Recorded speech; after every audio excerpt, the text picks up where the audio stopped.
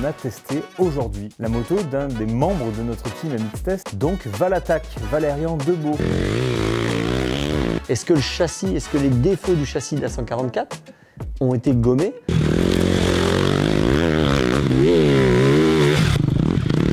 La première chose, c'est que l'esthétique est quand même assez engagée. Je veux dire, on aime ou on n'aime pas. Bon, moi, j'aime pas trop ça. Alors, ne vous leurrez pas, ça a l'air difficile en vidéo, mais en fait, c'est inroulable. Je me dis, ça sent un peu l'oignon quand même.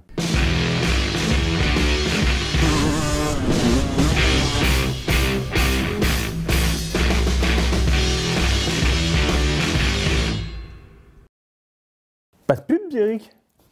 Eh ben non. T'as été mauvais, t'as rien réussi à vendre? Non, en fait, tu te rappelles, on avait essayé d'arrêter les publicités YouTube, on avait essayé d'arrêter au mois de septembre pour avoir une meilleure visibilité sur la vidéo, que ce soit plus sympa à regarder. Et en fait, au moment où on l'a fait, YouTube s'est mis à ne plus montrer nos vidéos. Donc on s'est aperçu qu'elles étaient vues genre 110 000, 120 000, 130 000 fois en un mois. Et puis d'un seul coup, boum, ça a chuté. Et en fait, c'était pas ça. Mais on vous dira pas ce que c'était. Non, on a trouvé ce que c'était et ça venait pas du tout de ça. Donc du coup, on avait remis les publicités en se disant, c'est vrai que c'est pas con. YouTube, si on veut être mis en avant, il faut qu'il y ait des publicités dedans. Et en fait, non, c'est pas ça. Alors on a même fait plus fort. Non seulement toi, tu as décoché la moitié des publicités, donc il y en a une au début, une au milieu et une à la fin. Il ne devrait y avoir que plus que 3 pubs par épisode maintenant, de YouTube. Par contre, si on n'a pas mis de publicité, on va dire partenaire, c'est parce qu'on a décidé d'arrêter. Alors peut-être qu'on en fera 1 ou 2 ou 3 dans l'année, mais en l'occurrence, on a décidé d'arrêter parce qu'on veut que les épisodes soient fluides. Alors évidemment, on vient de parler, là, ça a défluidifié le truc, mais c'était pour vous dire qu'on tient vraiment à ce que les épisodes soient gratuits, sympas, et beaucoup plus facile à regarder. Normalement, beaucoup plus d'épisodes, un peu partout en France, des motos différentes, beaucoup plus d'enduro. Donc on espère que, on va dire, notre nouvelle ligne éditoriale, avec moins de publicité et plus de contenu, vous plaira. Voilà. Et alors en parlant d'enduro, justement, on a testé aujourd'hui la moto d'un des membres de notre team MX Test. Le team MX Test qu'on va bientôt présenter, normalement c'est début avril. Tout à fait. Donc Valattack, Valérian Debeau, qui officie dans le championnat de France d'enduro. Bien sûr.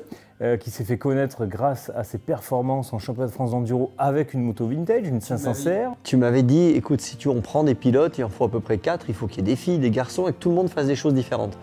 En tant que crossman, ça a été vite trouvé.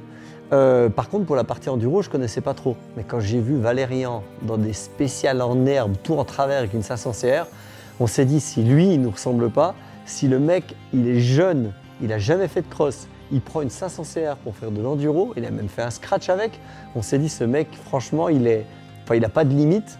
Et je le voyais limite avec la BM 1200 dans la spéciale. Ouais, c'est ça. Et donc du coup, on lui a proposé de nous rejoindre. Donc c'est pour ça qu'on le voit aujourd'hui de temps en temps avec nos tenues. En championnat de France, logiquement, c'est très corporate, il doit avoir la tenue officielle TM. Mais la plupart du temps, on le voit souvent avec nos tenues. Donc j'espère que ça vous plaît. Mais on lui a demandé, par contre, ta moto, on veut l'essayer. Parce qu'il a signé avec une marque qui nous intéresse. TM.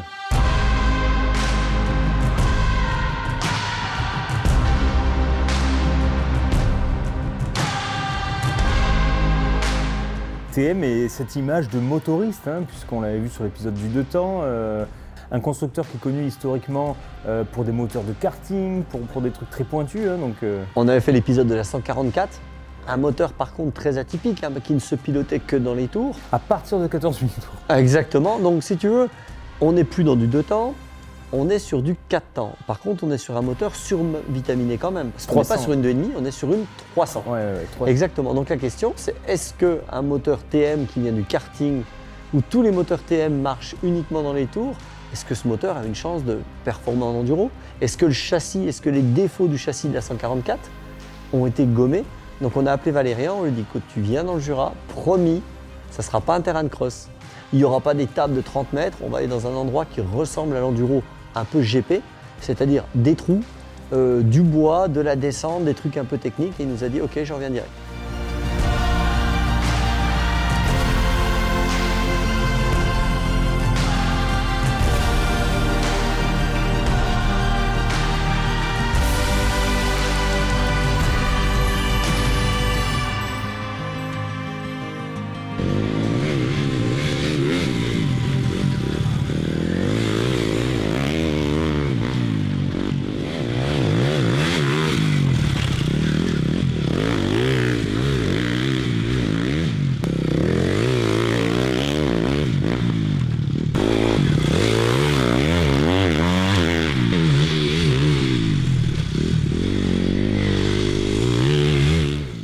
Alors cette TM, Pierrick, pour moi, TM, il y a, allez, 15-20 ans en arrière, c'était l'image que j'avais de KTM. Tu sais, c'était parmi les premiers à proposer des embrayages hydrauliques de série avant KTM. Ouais. C'était vraiment du racing, quoi. Et aujourd'hui, pour moi, TM, eh ben, j'aime pas cette marque. Et tu sais pourquoi j'aime pas cette marque ? Dis-moi. Bah, la première chose, c'est que l'esthétique est quand même assez engagée. Hein. Je veux dire, on aime ou on n'aime pas. Bon, moi, j'aime pas trop ça. Je trouve qu'elle est fait très lourde visuellement. Et l'autre truc qui me plaît pas, si tu veux, c'est que comme je vois personne rouler avec, parce que franchement, tu vas sur un parc, t'en vois pas. Peut-être en enduro, t'en vois plus. En motocross, t'en vois pas. Et donc, tu vois, je me dis, ça sent un peu l'oignon quand même. Ouais. Personne roule avec, la moto est pas très belle. Alors du coup, on est toujours sur de l'orfèvrerie. On est toujours sur une sorte d'artisan en Italie qui produit peu de motos. D'ailleurs, Valérian a eu du mal à l'avoir. Elles sont arrivées au compte-gouttes. Mais j'ai envie de te dire un peu, c'est le cas de tout le monde maintenant. Parce que même la 125YZ 2022, il n'y en a pas 40 par ligne. C'est vrai. Donc si tu veux, c'est vrai que cette moto est difficile à avoir, mais ça devient un peu le cas de toutes les autres motos d'aujourd'hui. Oui, mais quand bien même, elle n'est pas produite que depuis 1 an ou 2. Donc pourquoi on ne voit pas sur les parcs des TM ? Bah parce que le réseau, parce que les concessionnaires sont moins nombreux et parce que les motos sont plus difficiles à avoir. Alors ils jouent un petit peu sur ce côté un peu, si tu as une TM, tu es quasiment le seul à en avoir une. Alors ce qui n'est pas terrible, parce que quand tu te couches dans un virage puis que tu plies un levier, alors je ne sais pas si c'est le même levier par rapport, tu sais, au Magura ou au Brembo qu'une autre marque, mais en tout cas c'est sûr que tu es quasiment le seul à en avoir une. Alors nous on connaît 2-3 personnes qui sont venues sur les Dirty Days, et on sent une grande fierté d'avoir une moto qui est un peu unique. Donc ce côté Ferrari, Lamborghini, moto italienne faite par un orfèvre, et pas une moto de série qui a été produite à 1000 exemplaires. Oui, il y a la volonté de rouler différent. Exactement. Avec une TM. Ça, je suis d'accord Ensuite, avec toi. je suis d'accord avec toi sur le côté, elle a perdu toute sa magie depuis que sur les Honda, il y a un rental, depuis que sur les Yam, il y a un démarreur, depuis que sur les Kawa, il y a un embrayage hydraulique, depuis que sur, par exemple, la KTM, il y a des roues Excel. C'est vrai que tous ces petits trucs qu'elle avait en plus, aujourd'hui, elle est comme tout le monde, j'ai envie de dire. Par contre, il reste toujours 2-3 petits trucs. Et là, Valérian nous les a montrés, on était un peu scotchés. Déjà, le réservoir d'essence. Il n'y a rien qui dépasse, si tu veux. La moto, elle est vraiment très très belle au niveau de l'avant. Et en fait, le réservoir d'essence, il est à l'arrière. Donc, centre de gravité logiquement plus bas. Et puis surtout, on peut la remplir. Tu sais, il y a le bouchon qui est sur le côté, tu la remplis comme une voiture. Tu arrives à la station d'essence, c'est une moto d'enduro, tu remplis et hop, tu repars. On a également le filtre qui s'enlève très très facilement. Il lui faut à peu près 1 seconde pour enlever le filtre. Tu le souffles, tu le remets et hop, t'es reparti. Un peu comme une Yamaha, mais j'ai trouvé encore plus facile. Tu sais, avec cette histoire de clapet là. Ouais. Donc ça, j'ai bien aimé. Donc on sent une moto très enduro. C'est-à-dire qu'en toute honnêteté, tu sens que le concepteur de la moto, il a été réellement faire de l'enduro.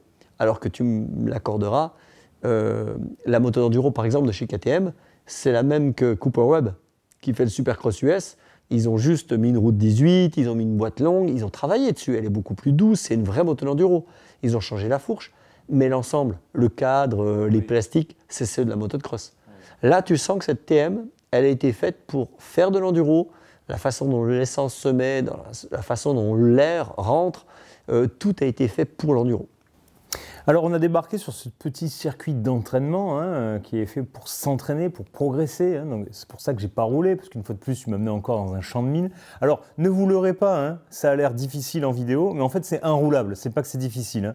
Donc moi, à part me battre avec la piste, honnêtement, j'aurais pas pu voir grand-chose. Donc, ne mettez pas dans les commentaires pourquoi il a encore pas roulé. Il est jamais content. Et on prépare ton retour. Et on prépare mon retour qui va être... comme tout le monde, on commence à parler de course. On commence à parler de course. C'est pas faux. Et puis, ton retour se fera en mars-avril, quand il fera grand beau, tant qu'il faut une veste pour rouler, toi tu veux pas de toute façon. Non.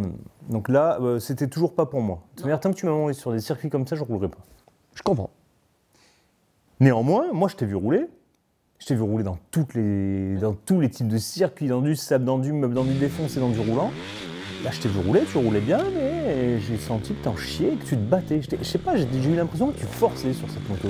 Ouais, alors le moteur est excellent, donc si tu veux, il est vraiment très très facile, mais il manquait un poil de force. Donc j'avais pas le petit jeu que j'aurais aimé, tu sais, à la poignée de gaz. Et pour tout te dire, le moteur de la 300 Sherco, je l'ai trouvé à peine plus plein, à peine plus puissant. C'est-à-dire qu'il avait la même douceur, mais il était à peine plus puissant. Alors la bonne nouvelle, c'est qu'elle est efficace. C'est-à-dire que là où j'avais peur que cette 300 soit un petit peu creuse et genre, tu sais, qu'il faille aller dans les rupteurs pour avoir la puissance, non, la puissance, elle est bien faite, le filet de gaz est bon, la moto, elle est bien pleine au milieu. Donc tu sens que si tu rentres dans une spéciale enduro avec, tu sens que si tu veux faire de la montée impossible, tu sais, de l'extrême, tu sens que, en fait, si tu veux faire des courses d'enduro, il est bien. Par contre, pour moi, il manquait un peu de fun. Donc ce petit fun dans cette partie un peu sablonneuse, on va dire j'aurais aimé avoir un petit peu plus de niaque. Alors c'était surprenant de voir un moteur hyper efficace sur une TM. J'aurais pensé que j'aurais eu un moteur, si tu veux, très fun et on va dire qu'il manque un petit peu de moins fait pour le chrono. Eh ben non. Pour ceux qui veulent faire, on va dire s'amuser, c'est, je pense pas le moteur qu'il leur faut. Par contre, si tu veux faire des scratchs, je pense qu'il est pas mal. Alors justement, tu parles de la 300 Sherco, dont moi j'avais adoré le moteur parce que pour moi c'était vraiment un vrai 300, quoi, le vrai compromis entre le 2,5 et le 4,5. On avait même dit qu'on pourrait presque faire du cross avec tellement il était bien fait. Et j'avais aimé qu'il prenne beaucoup de tours, ce moteur. Ouais. Tu as retrouvé ça sur ATM ou pareil, c'est un peu bridé aussi? Non, alors le circuit était très technique, donc j'ai pas pu faire des grandes lignes droites en accélérant à fond. Malgré tout, il était vraiment fait pour le filet de gaz et le bas régime. Il n'était pas fait pour aller dans les tours comme ça pouvait être sur la Sherco, à mon sens. D'accord. Par contre, une fois de plus, une vraie moto de compétition. C'est la seule moto quasiment des 3 derniers mois où j'ai roulé avec et la transmission était parfaite. C'est-à-dire que tu roules en 2 dans les virages, tu mets la 3 dans les lignes droites et si c'est très rapide, tu mets la 4. Donc le truc logique, mais tu l'as vu depuis maintenant 1 an, non mais c'est illogique. C'est commun, hein. Tu sais, on a travaillé ce matin même le whip. Je virais en 3 avec ta 2,5 YZF et je mettais la 4 sans élan. Donc si tu veux, j'ai envie de te dire, mais elle sert à quoi la 1 et à quoi elle sert la 2? C'est-à-dire que les japonaises, elles sont parties dans un délire de on roule en 3, 4, 5 qui, à mon sens, n'a pas lieu d'être. Donc là, on est de nouveau sur une moto qui se roule en 2 et la 2, elle allonge, mais vraiment. Donc tu peux vraiment faire des belles ornières en 2, grimper en 2e, voire même franchir en 1re. La boîte, elle est géniale. Franchement, il y a 0 défaut. Donc l'ensemble boîte moteur, tu peux signer des chronos de fou. Il y a moins de fun que sur une autre moto, mais franchement, c'est efficace.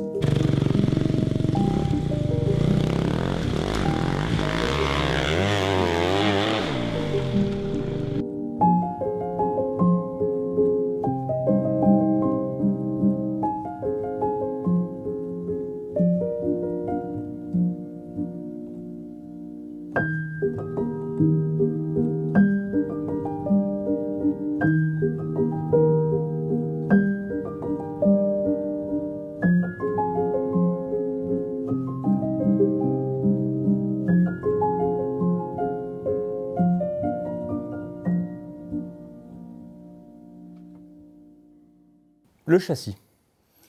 C'est quand même une géométrie hyper moderne, ça ressemble beaucoup à un 4 de CRF, on est sur de l'alu. Normalement, là, c'est un rasoir, l'histoire. Oui, elle est un peu plus large quand même. C'est pas le truc le plus maniable que j'ai pu essayer, mais c'était pas quelque chose non plus qui était un camion. Je vais revenir vers toi avec cette histoire de cette impression de lourdeur. Je pense qu'elle ne vient pas du cadre. Pour moi, le cadre, c'est 0 défaut.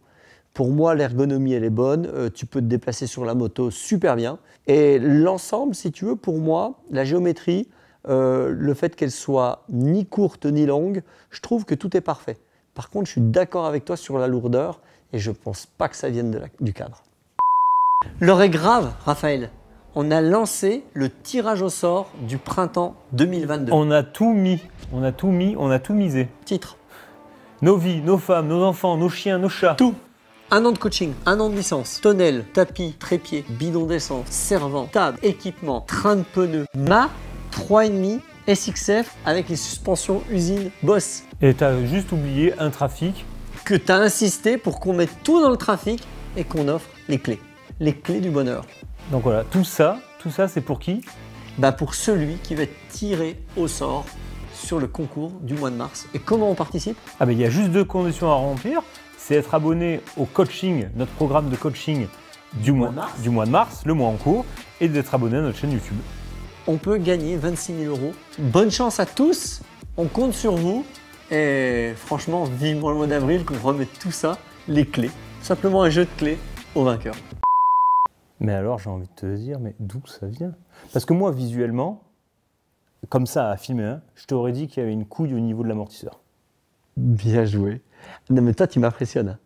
Parce que tu commences à ressentir les amortisseurs en les touchant, tu commences à les analyser quand tu fais tes ralentis. Non mais sans déconner, tu commences à devenir bon. Et ben pour moi, ça vient du réservoir. Comment ça? Et ben l'endroit où il est placé, si tu veux, et ben il y a une sorte de bras de levier parce qu'il est quand même placé un peu en arrière.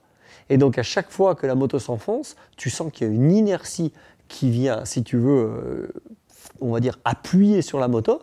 Et si tu veux, elle ne s'arrête pas. C'est-à-dire que tu as beau être souple sur tes jambes, tu as beau régler l'amortisseur nickel, si tu veux, cette essence que tu as sur la moto, eh ben, elle va descendre au fond, alors que sur une moto où le réservoir est au milieu, j'ai envie de te dire que rien n'agit dessus. L'amortisseur joue d'un côté, la fourche joue de l'autre, et il n'y a pas trop de mouvement. Tu sais qu'on met de la mousse dans une moto de vitesse pour empêcher l'essence d'avancer au freinage et de reculer. En supercross, par exemple, dans les années 2000, on mettait le plein à Bercy, alors qu'on faisait 6 minutes. On faisait le plein parce que dans les whoops, ça évitait à l'essence de faire droite, gauche, enfin, avant, arrière. Et bien, si tu veux, le fait que l'essence soit à cet endroit-là, pour moi, je le sentais. Et cette impression de lourdeur, tu m'as pas dit qu'elle était lourde, c'était une impression de lourdeur, un mouvement un peu... Ah, en action, on aurait dit que tu avais un 4 temps de 2005. Qui pousse. Ah ouais, un truc, mais... Et tu es d'accord avec moi que j'étais pas poussé au freinage. Parce qu'au moment où j'arrive au freinage et que je freinais, whop, la moto, elle tournait. Donc c'était pas la moto qui m'emmenait. C'était plutôt au moment où je rentrais dans les vagues, tu sentais... Ah, dans les vagues, ouais, c'était... Exactement, ou comme ça. Ouais. Et donc si tu veux, je pense que ça vient du réservoir qui est à cet endroit-là. Bah, je sais pas, mais en tout cas, moi je sentais que... Oh, les vagues, j'avais l'impression que... C'était l'enfer. Non, mais j'avais même l'impression qu'il te manquait des chevaux, quoi. Voilà. Et ça tue les chevaux parce qu'il est sur l'arrière. Et si tu veux, tous mes mouvements, moi, c'est comme si j'avais fait 7 kilos de plus. Alors que quand le réservoir il est au milieu, si tu veux, mes mouvements, j'ai que 70 kilos qui appuient sur l'arrière. Tu sais, quand je vais faire un cabré. Ouais. Mais là, le truc, c'est que j'ai 70 kilos plus les 7 litres d'essence. Et si tu veux, il y a cette inertie qui est un peu gênante. Alors, je te rassure, ne croyez pas que la moto est mal faite. C'est juste que ça implique un réglage suspension parfait, un ressort peut-être différent. D'ailleurs, Valérian a changé les ressorts sur sa moto. Je pense qu'elle est réglée trop souple. Alors, il fait 10 kg de moins que moi. Et je pense qu'en fait, il aurait dû, à mon avis, durcir cette moto, jouer plus sur le début de course pour compenser, évidemment, cette masse en mouvement, parce que ça reste une masse en mouvement. Fourche. Fourche, tu te rappelles, on avait eu des soucis avec la 144, la fourche était un petit peu bridée, elle n'était pas aussi bonne que le reste de la moto. Et bien là, on retrouve une fourche qui, pour moi, n'est pas assez bonne. Elle a un mid-speed qui est trop dur, clairement. C'est-à-dire qu'au moment où tu touches la roue avant, ça fait BAM. Tu sais, la moto, elle se freine. Et au moment où tu roules dans les trous, elle va tout de suite au fond. Donc, pour moi, la fourche n'est pas au niveau du moteur. Elle n'est pas au niveau du cadre. Elle n'est pas au niveau des pneus. Elle n'est pas au niveau du frein. Alors, tu vas me dire, dis-le. Pourtant, c'est la même Kayaber qu'il y a sur ma Yam. Et tout le monde me le dit. Écoute, moi j'ai déjà roulé avec une YAM, une 125YZ, une 2,5 YZF, une 2,5 YZ, mais j'ai pas ça. Alors, s'il y a des préparateurs dans les commentaires, hein, dites-nous s'il y a une différence notoire, mais clairement quand tu roules, c'est pas du tout une 2,5 YZF, hein, je peux te le dire.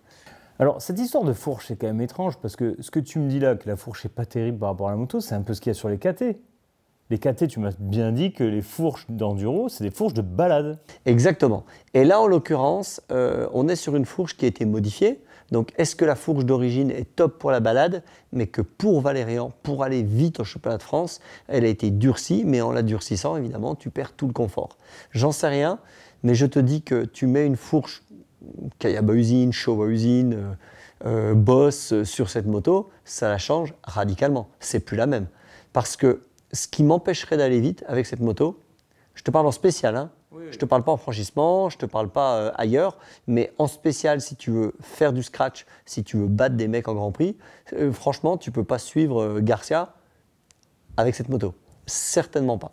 Donc la fourche, il faut que Valérian travaille. Alors on le dit en toute honnêteté, parce que l'idée pour nous c'est d'être transparent, mais Valérian c'est devenu un ami. Il a un pilotage de fou, alors qu'il n'a jamais fait de motocross, il a un pilotage mais moderne. Il roule sur la pointe des pieds, il a une super technique, il est ouvert à tous les conseils. Ce gamin a vraiment du potentiel. Moi je pense qu'il peut être devant. L'ATM elle est bonne, elle est costaud, le moteur est excellent. Moi je pense qu'il peut aller faire des super résultats avec. Mais on lui a dit, il en est convaincu, il faut qu'il travaille sur cette fourche.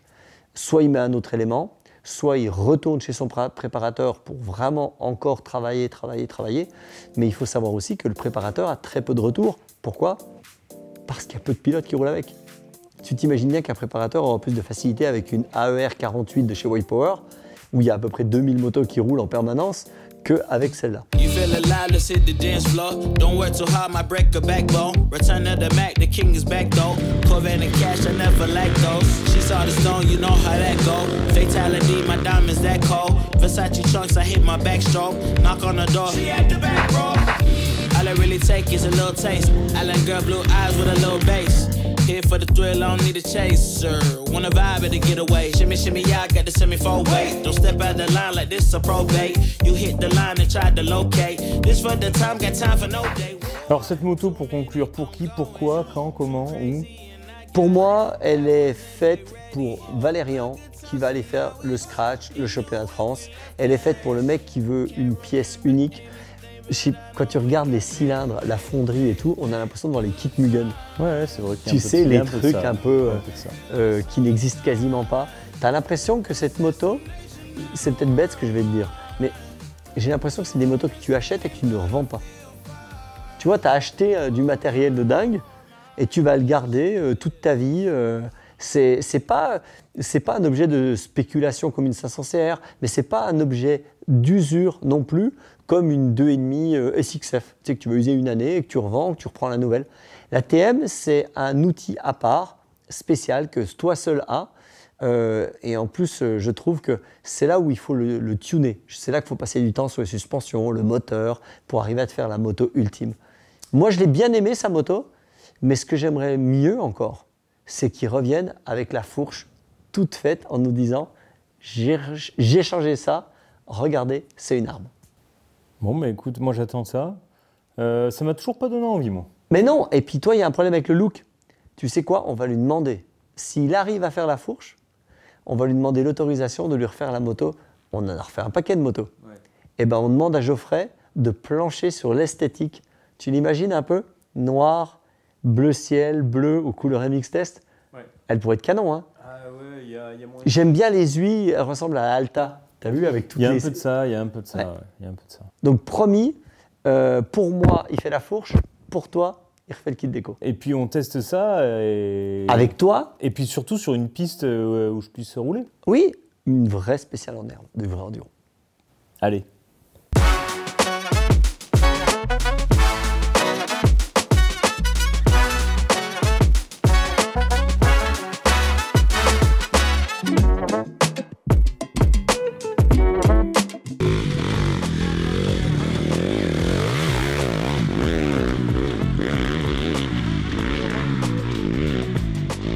Ils sont là, les deux de chez MX Test. Elle est belle cette moto. Et c'est le fourgon qui a gagné là. C'est le fourgon à gagner. C'est le fourgon que vous pouvez remporter. Vous pouvez aller sur le site de MX Test. Vous prenez le coaching du mois de mars avec mon code promo VAL20. Vous avez 10% supplémentaire sur votre commande et vous pouvez remporter ce magnifique fourgon avec, alors c'est pas cette moto, mais il y a une moto aussi dedans, il y a 26 000 € de matériel. C'est la mienne. Donc c'est celle de Pierrick, voilà. Et vous avez même le bidon d'essence, la caisse à outils, c'est tout aménagé, il n'y a plus qu'à rouler après. Il vous offre même presque les préservatifs pour le soir à l'hôtel. Donc franchement, vous pouvez y aller les yeux fermés les gars.